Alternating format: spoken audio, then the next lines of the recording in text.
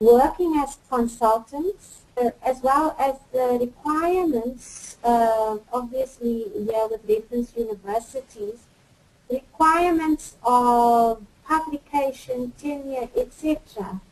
And it's always an invidious issue, so I'm wondering how does, does one acknowledge these tensions but accept that one's got to live through these, or does one take a very purist position on these? Elaine, it's so much up to the individual. It's all very well to say one should take a purist position, that people are in different situations, and what works for one person can't work for another, and it would be ridiculous to prescribe to others what to do.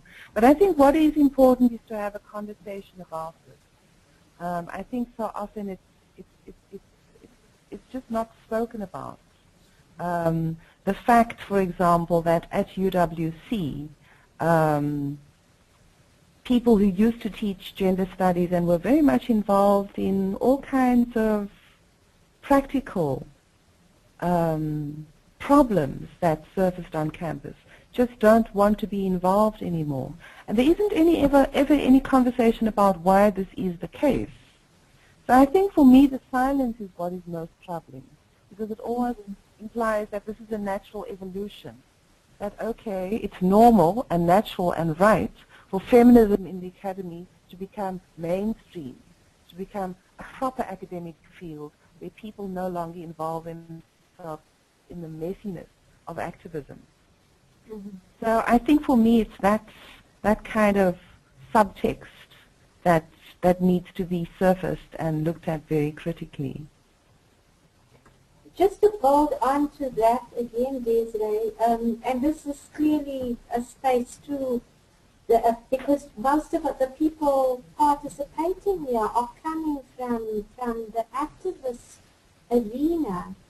And in our discussion session after this, I'm wondering, I think we should unmute ourselves and ask, how do we assist each other in living these divides? Because breaking them. Exactly. Someone sitting here at the University of Victoria, universities have discreetly divided these arenas of activism into what's called community engagement, and then what we call publication and research. And these two spheres seem almost unrelated, but they are not unrelated. I think this is a conversation that should be had in the course, in the latter part of this presentation. I agree. Okay. I don't see any hands up here. I mean, one of the areas I want to throw out to everybody is, of course, is what we call living the divides. And I'm throwing it out here in terms of assistance with discussion, publication, co-publication, and all of these issues. And this is a conversation we can have during the latter part of this discussion. But I'm going to ask you to continue, because we only have about 20 minutes left. And we've got now the challenges for feminism in Africa today. In fact, we've already started addressing some of these issues. Oh, yes. So maybe continue and finish off, and then we'll leave the last 15 minutes or so for open discussion and questions.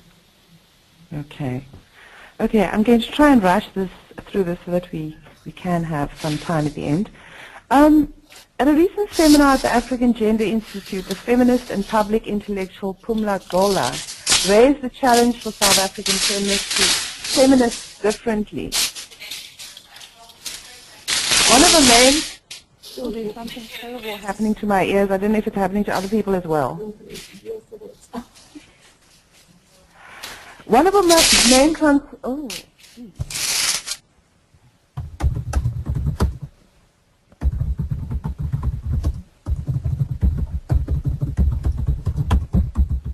I'm just waiting for the sound to die down, because I'm not sure if it's affecting other people. Elaine? It did affect me, but it has died down now. Has it died down? Okay. One of the main concerns was that gender activists and feminists have been too accommodative of the patriarchal, governmental, and capitalist status quo. The status quo has been concealed by window dressing, and it is time, she implied, that the window dressing were exposed. Focusing especially on growing rates of violence against women, she raised the need for feminists to be far more outspoken and uncompromising in critiquing violent masculinities and the normalizing of gender identities and roles in our societies. She recommended greater radicalism in how we critique the institutions that actually nurture violent masculinities through, for example, heterosexuality. In South Africa, then, rather than assuming that acts of violence against women are the result of the bizarre behavior of particular individuals, we need to squarely confront how our society's institutions and cultural practices, through, for example, the mass media, gangster rap, or contact sport, actively promote and applaud violent performances of masculinity. This was really brought home to me when at the start of the year, I saw these posters advertising rugby all over campus. And they had the most ridiculously stereotypical images of women in bathing suits sort of applauding these men. And these are the naturalized images of women in relation to men, which actually feed into forms of misogyny. And I think very often we just don't take seriously enough those insidious forms of socialization that we often see in the media, including at university campuses. This kind of attention to embedded patriarchal structures, institutions, and ideologies means that we can't soft-pedal our feminism. We cannot, for example, argue that our governments are still in transition and that gender transformation will have to take more time, or that nation building requires a concerted national effort, so our claims will have to be more moderate and we should take a back seat while bigger battles are fought. We also simply can't afford to be duped by our governments. Equally importantly, we can't assume that women in government will be feminists. Positions in the state are positions of power, and women who hold those positions will not compromise their own positions of privilege and their own power. I just wanted to say something about some of the concepts that are trotted out in the name of feminism that I am very uncomfortable with. One approach to gender transformation is through sectoralism. Yeah, and I find that it's one of the pitfalls of current work on gender, especially within government. And it's the belief that gender oppression and discrimination can be addressed in isolation from other social injustices, for example, class inequality, unemployment, homelessness, neoliberalism. The problem is that gendered subjects, women and men, are always situated in contexts shaped by different struggles. These always affect their gendered experiences. Trying to separate work on gender into gender sectors is therefore futile. It creates artificial solutions on the basis of artificial and unreal people. The women that are imagined through a sectoral approach might look very good in policy reports and plans, but they simply do not exist in reality. Desiree, can I stop you there for a minute? Yeah, because, there's quite an important query as an intervention. Karen Pillay has asked that given these concerns and given that activists are sitting on the ground well aware of the interconnectedness, but also the request for prioritizing issues, can activists and civil society influence NGOs' funding and donor strategies? Or should we just cast aside donor funding and strategies overboard? Because donors do come and ask questions about what are priorities for re-strategizing the agenda and the funding of gender work. How can we put pressure on donors? And I think that, Karen, thanks for that question. It's a key question that I think a lot of CBOs and NGOs sit with as well. Yes? I think it's absolutely crucial to put pressure on donors. I think very often the assumption is that, well, because we're getting money, we dare not question and we dare not criticize. Last year I attended quite an interesting meeting involving HEVOS and a range of various academics and activists. And the aim was to open up a space for HEVOS to hear people talking about the needs for thinking about intervention into sexual rights. So I think, I mean, HEVOS is probably a particularly receptive donor. But I think it is important to put pressure, and we do need to believe that we have the power to put pressure on donors, because it seems as if they've assumed that they have the right to decide for us. And I think it really is up to NGOs to play a much more central role in deciding what needs to be done. Okay, thanks for that, Desiree. I have asked for Karen if she wants to be unmuted, but in the meantime, if you could go on, and then we'll bring on Karen later on if she wants to go on to this question. Okay. I also wanted to say something about mainstreaming. Somebody that I find very interesting on this is a woman called Sunila Kera. And her paper's online, and she argues that since Beijing, gender mainstreaming has become a concept that one finds reflected in almost all the documents emanating from international donor agencies and financial institutions. Donor agencies in turn have promoted the concept within their organizations as well as within the organizations and institutions they support in aid-receiving countries. But she shows that gender mainstream actually originally had very radical and disruptive meanings. She says, when we first talked about mainstream, we did it from the point of view that there was a need in the ability to enjoy human rights. Thus, we maintained an inclusive approach while at the same time being very clear that there are woman-specific violations of human rights. She goes on to argue that mainstreaming now has become very conservative.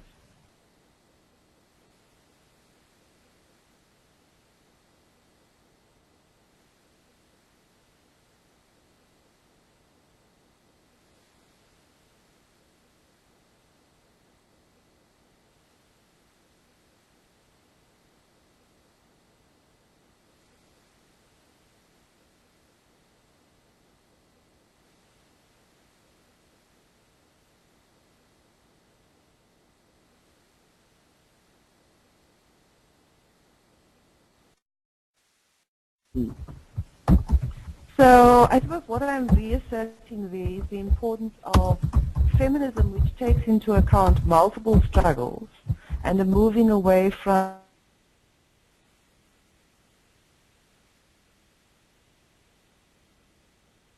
this idea to kind of strategies that are packaged as mainstreaming.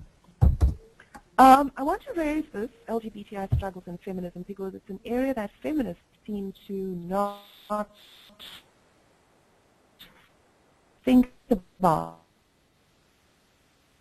And for me, it's a space for very important collaboration. In many African countries, there's been a long history of separating the struggles of gays and lesbians from feminist sexuality is deeply gendered, and homophobia is very much for confirming prescribed gender relations, and when sexual orientation is policed, it is done so in the name of ensuring that men and women behave as proper men and women. Struggles for sexual rights in many African countries are present high on the agenda. While activists and certain academics have been outspoken on this issue, in isolation from radical explorations of sexuality, and assume that this is best dealt with by LGBTI activists, Sylvia Tamali's involvement in LGBT struggles in Uganda is an inspiring exception, of course. At the same time, many LGBTI activists, for example in South Africa and Uganda, have tended to work in isolation from feminists and feminist politics. The result has been a narrow focus on rights in the absence of a more holistic understanding of the institutions, prejudices, and stereotypes that regulate gender and sexuality, and how we can free ourselves from these. An important challenge for feminists and LGBTI activists then is to strategize about bridging the divide and develop self-centered perspectives on LGBTI struggles in similar ways to the efforts of feminists to develop post-colonial and African-centered feminist strategies. The LGBTI rights struggles in Africa often take their cue from human rights organizations in the North. Feminists in the South, who have long struggled with problems of universalizing struggles and the dominance of Western feminism, could play a very significant role. I wanted to end off by saying something very brief about getting back to Bola's point about feministing differently. And I've been thinking more and more about younger feminists. Patricia Hill Collins, the African-American feminist, has referred to a hip-hop generation of feminists. And she talks about the way that young women are using new platforms and media, such as performance and poetry, to develop new forms of consciousness in a rapidly changing world. I've recently become more interested in the way that ICTs can also play a central role. What I find discouraging is that a lot of the work on ICTs and gender transformation, there's very little work, I think, in Africa on ICTs and feminism. There's a lot on ICTs and women, ICTs and gender. A lot of it doesn't really focus on feminist visions and feminist transformation. A lot of it focuses on kind of women's short-term empowerment through, for example, enhancing their powers as business people. So for me, what seems to be a huge possibility is how ICTs can be used, especially among a younger generation of feminists. At a moment when feminism faces the challenge of being watered down by liberal rights-based agendas or co-opted by the state, digital technologies and the internet provide very encouraging opportunities.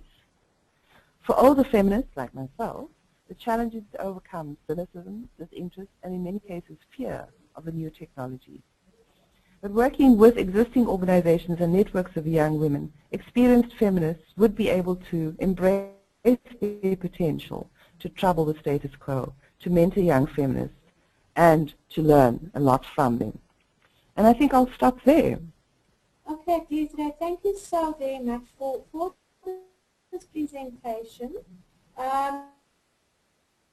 We still have a number of questions. We've got about 10 minutes. I feel like someone in the got of absolute control, because it's weird. People are all not muted, buttons are answered. We've got a question from Laura. Want to remember that northern capitalist governments is as an NGO that we are not consulting about shifting agendas, but rather told in nice ways or not. This is not surprising, given the ultimate neoliberal and perhaps pacifying agenda of the donor agencies. That's Lord Washington's comment. Do you want to respond to that, Des? I think it's, I mean, I said before, it is important to speak to donors, but I suppose there are certain donors that one can speak to, and give us as an example. But the bottom line is that donors are part of a global system, and they are not there to help anybody wage a revolution. They have a particular role to play in relation to foreign policy. So it would be very naive of us to think that we could simply say to the donors, well, actually, this is what we really need, and they would listen. So it's a difficult one. I mean, I think I appreciate the role of donors. Thanks for that, Desiree. I'm looking for Vanessa Ludwig's question here. I don't see it yet. while we're at it, Nick, if we can unmute people now and possibly just have people on board.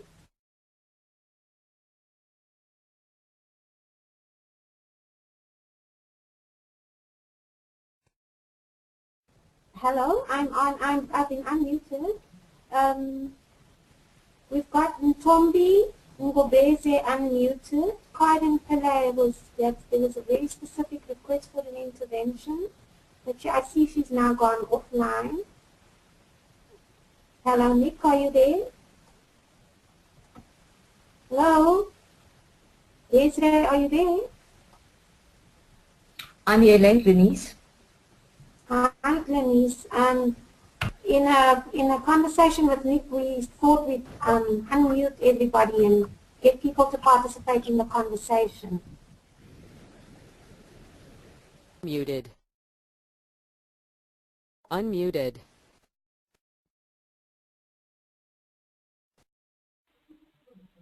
Oh, okay. Yeah. Yeah.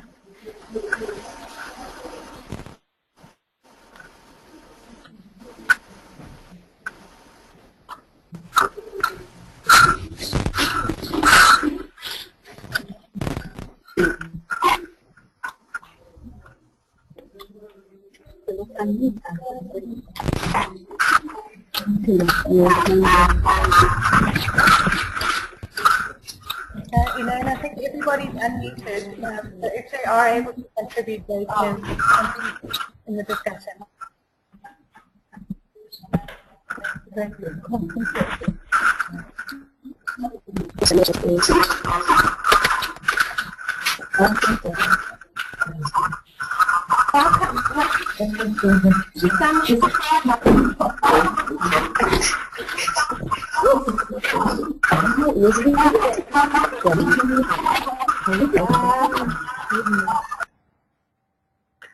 Elaine, I think there's too much feedback coming from the microphones.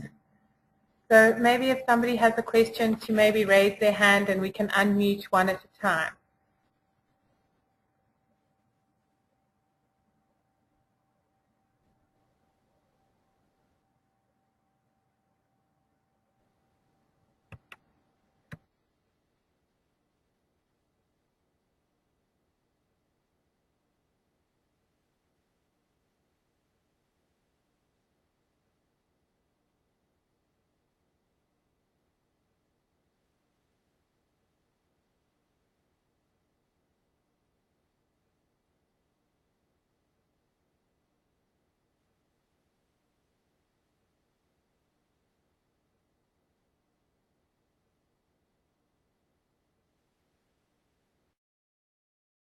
In the rah-rah sense, as in, you know, everybody all together in a struggle. I'm not sure if she's meaning in relation to solidarity or in the whole excitement of those heydays, or has the feminist struggle become a lot more considered? And then the second question from Vanessa Ludwig is about reparations, although I'm not sure reparations in relation to whom, possibly slavery, slave women and women oppressed under apartheid.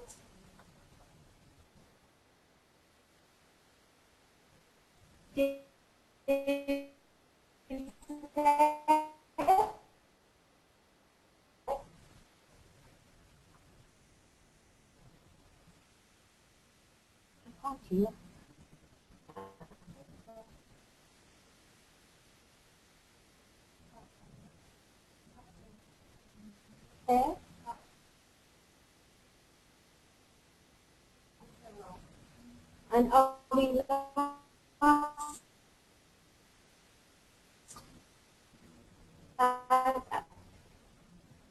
It says everybody can hear me.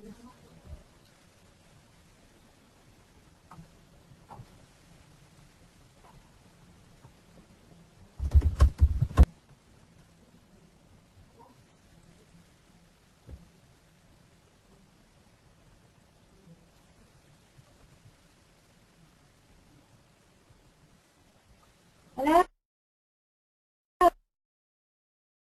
Hello? Hello? Hi. I think we all went off there for a minute, but I can hear you today. I'm assuming everybody can hear. Yes. Yeah.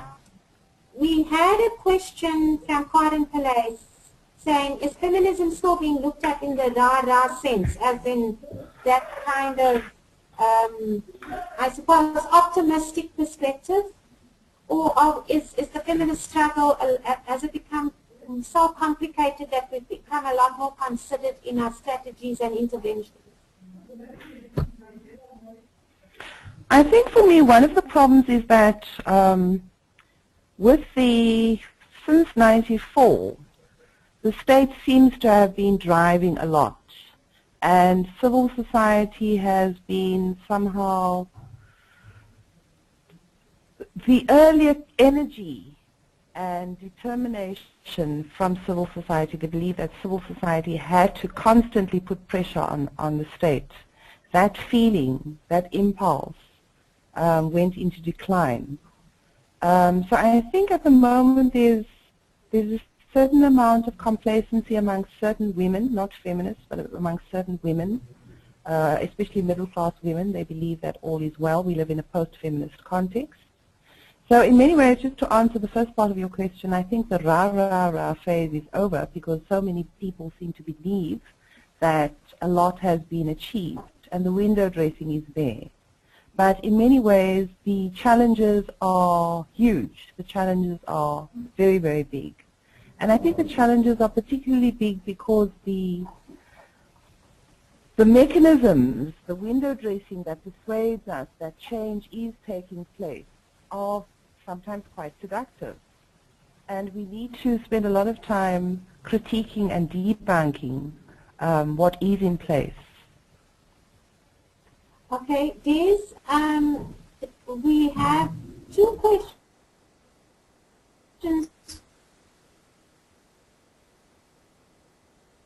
from a comment and a question from Vanessa. Agencies are driven by political agendas and often have as their main donor governments who also have specific political agendas. And she's basically saying NGOs need to recognize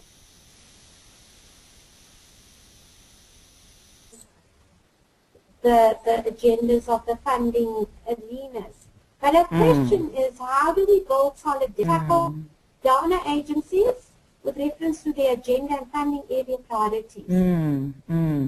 I think that's a crucial challenge, the building of solidarity. But I think what has also happened, feeling that's been unleashed in the context of dwindling resources, neoliberalism, that it's very hard for these solidarities to be built. How this is done, I don't know, Vanessa. I don't know if you have some ideas about how this can be done. But I agree with you that there is a great need to build these solidarities. Vanessa, the other question you have is around reparations.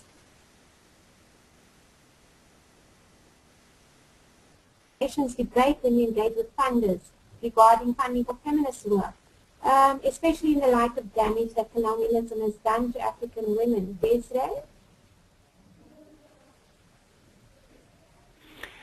Many of Vanessa's questions are proposals, and I agree with these proposals. I certainly agree with that proposal. And again, the problem is how it can be done, I don't know. It would have to depend a lot on, obviously one organization couldn't just do it on its own. It does depend a lot on the need for solidarity. I think paradoxically, the more that organizations, the more that NGOs are pressurized and the more they struggle, the more there might be a belief that the only way to go forward is to form these solidarities among themselves. And maybe now is the time when NGOs will start collaborating, because the relationship with the funders is just proving so toxic. There is a question from Laura Washington again, but I don't see it here for a minute. I'm just going up my table, but I'm afraid I do that question showing here. Nick, do you have any sense of Laura's question? Okay, Laura, it is 25-1. I don't see Laura's. There we go. Wonderful. Lord, sorry people, we're getting acquainted with this technology, and Wendell is standing behind me assisting. Lourdes is more comment. She says, I think we need to remember that northern capitalist governments are the backboners of all NGOs. We did mention that.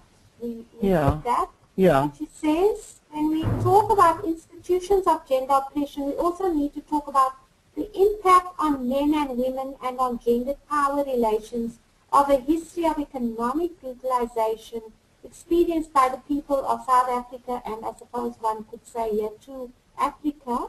This is clearly evidence in the history of the mines, their roles in shaping new masculinities in South Africa, and the marginalization of women leading up to present struggles in the platinum mining sector, the incredibly violent response from the state and capital. Without understanding this and demanding economic transformation, surely the struggle for gender equality cannot be successful. So clearly our point here is economic transformation. Do you have any response, Desiree? I agree with her totally. I'm not sure if she's saying that the primary concern should be economic transformation, but I do agree that economic considerations of struggles around class are central to thinking about gender transformation. Again, struggles need to be multi-pronged. Feminist struggles in South Africa simply don't work. They cannot work if they simply focus on gender transformation in isolation. Well, Desiree, at this point, I think we all want to thank you, and I'm going to hand over to Renee now to wrap up. If people have further questions or points of discussion, please do go to the blog. The conversation will be continued there.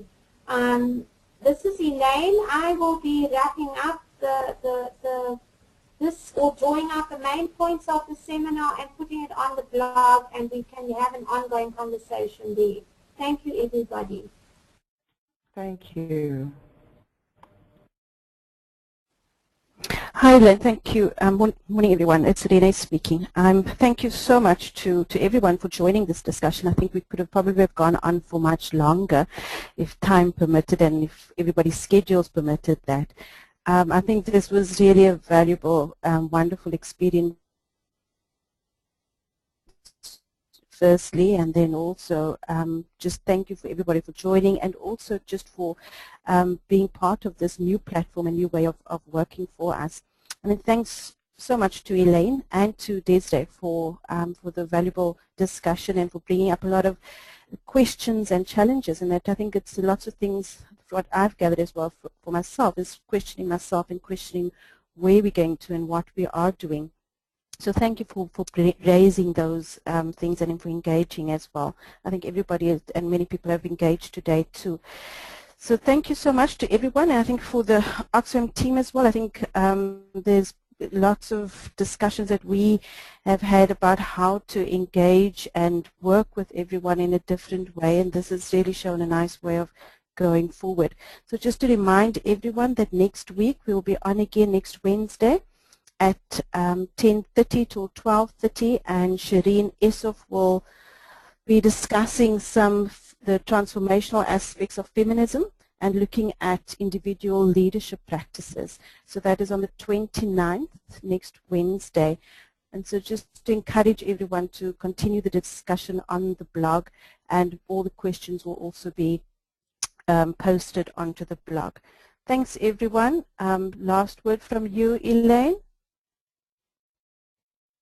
Rena, I just again to thank Desiree and Lewis very, very much for the efforts and the work that has gone into this presentation and for raising questions, and especially for all of us to take forward the discussion by our SWET participants around the niggly, hard questions raised about agency and choice in relation to recognizing sex work as work. But thank you to everybody around all of the questions. once again, and I look forward to the conversation. Thank you to Wendell for being in the background, helping me navigate this new technology, as well as to Nick. Thanks so very much.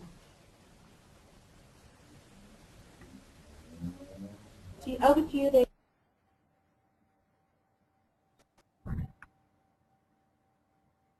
Okay, I think we're all done then, Elaine. So thanks once again, and we speak again next week. Bye-bye. Cheers all.